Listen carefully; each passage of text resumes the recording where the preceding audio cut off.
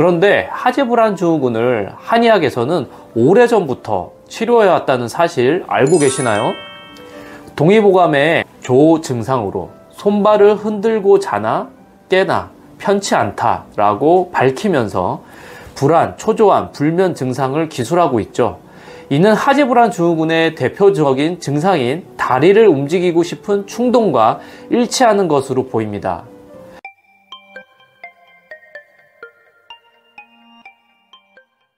안녕하세요. 자율신경질환을 연구하는 황상철 원장입니다.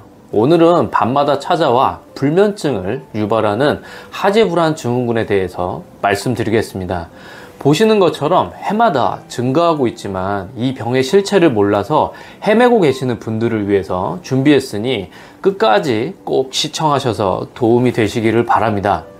먼저 하재불안 증후군의 정체는 도대체 무엇일까요? 크게 4가지 특징을 가지고 있습니다. 움직이고 싶은 충동이 생긴다, 움직이면 완화가 된다, 쉬고 있을 때 발생한다, 밤에 악화된다. 그리고 이름이 하재불안 증후군이지만 실제로는 손이나 얼굴에서도 발생하기 때문에 막상 증상을 겪게 되면 무슨 병인지 헷갈리기가 쉽습니다. 그리고 특히 밤에 다리가 저리거나 시리거나 벌레가 기어가는 듯한 감각 때문에 하지정맥류나 허리 디스크와 같은 질환이라고 생각해서 정형외과에서 치료를 받다가 증상이 완화되지 않으면 결국에는 신경과나 한의원에 오셔서 치료하시게 됩니다.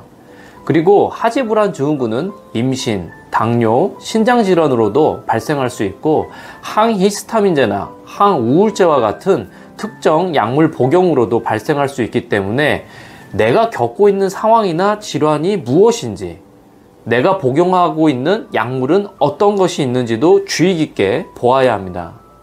다음으로 하재불안 증후군의 원인에 대해서 볼게요.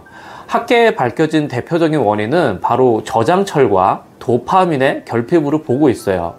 증상은 주로 다리에서 나타나지만 뇌의 시상하부 도파민의 부족으로 발생하는 감각 이상으로 하재불안 증후군이 발생하는 것으로 보는 것입니다. 여기서 철분은 도파민을 생성시키는 데 필요한 필수 물질 중 하나에 해당하기 때문에 철분과 도파민 2가지가 모두 필요한 것이죠. 따라서 실제로 치료 방법으로 철주사요법, 도파민요법 이 2가지 방법으로 병원에서 많이 치료하고 계십니다. 그런데 하재불안 증후군을 한의학에서는 오래전부터 치료해왔다는 사실 알고 계시나요? 동의보감의 조 증상으로 손발을 흔들고 자나 깨나 편치 않다 라고 밝히면서 불안, 초조함, 불면 증상을 기술하고 있죠. 이는 하재불안 증후군의 대표적인 증상인 다리를 움직이고 싶은 충동과 일치하는 것으로 보입니다. 그리고 조는 혈병의 주요 증상 중 하나로 혈병이 심해지면 조 증상이 나타납니다. 혈병의 종류에 따라서 조 증상의 양상이 달라지는데 예를 들어 망혈증에서는 초조함과 불안감이 나타나고 탈혈증에서는 기력 저하와 함께 초조함이 나타납니다.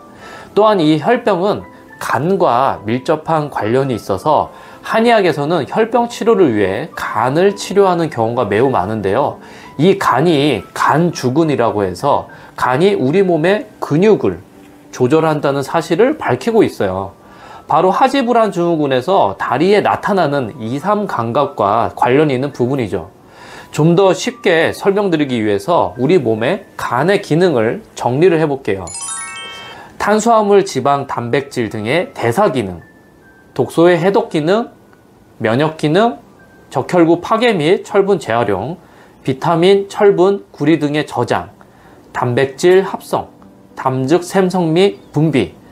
여기서 철분을 저장하는 기능을 주목해 주세요.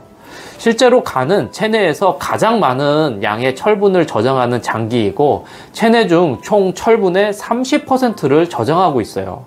간에서는 철분이 페리틴이라는 단백질과 붙어서 저장되어 있다가 트랜스페린이라는 단백질을 통해 운반되어 결과적으로 뇌의 도파민 생성을 유도하지만 바로 근육에서도 철분이 작용한다는 것입니다. 이것이 간과 근육과의 관계를 밝혀주는 간주근의 명확한 근거가 됩니다. 근육에서 철분은 근육 수축 및 힘 발생, 근육 단백질 합성과 같은 기능을 하기 때문에 간과 근육은 매우 밀접한 관련이 있다는 사실을 알 수 있죠. 즉 양방에서는 저장철과 도파민의 문제로 뇌를 치료해야 한다고 보지만 한의학에서는 이 질환의 근본 원인 중 하나가 간에 있다고 진단합니다.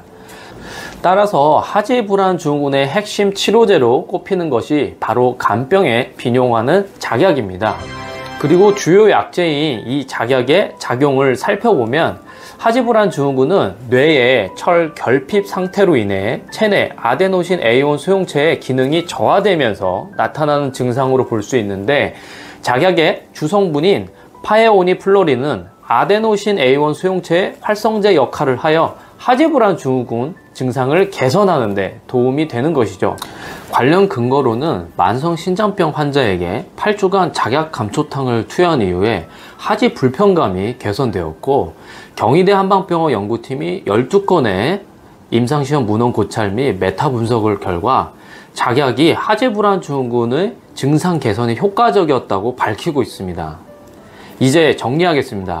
보통 의학계에서 하지불안증후군의 치료 및 관리 방법으로 철분 및 도파민을 언급하면서 혈액순환 관리 및 운동도 강조하고 있듯이 한의학 치료법으로 간 순환을 촉진하여 하지불안증후군을 개선하는 것은 분명히 유효한 방법입니다. 꼭 참고하시기를 바랍니다.